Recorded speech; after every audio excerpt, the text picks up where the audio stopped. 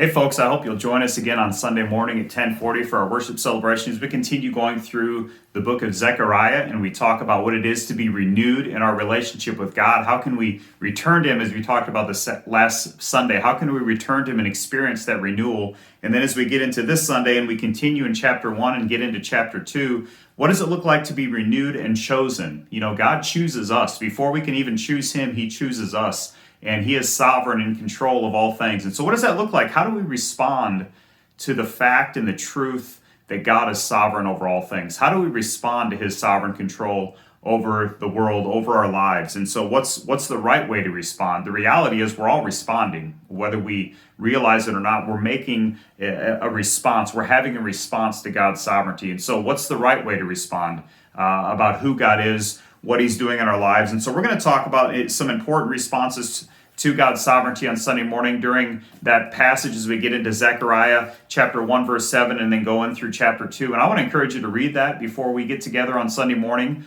Read Zechariah 1 and 2 and we'll talk about it together and we'll challenge one another. And then we'll think, how can we rightly respond to God's word? How can we rightly respond to the character of God, the sovereignty of God, the power of God in our lives? So looking forward to joining you on Sunday morning, 9:30 family groups, 10:40 worship. It's going to be a great time to get together and worship the Lord.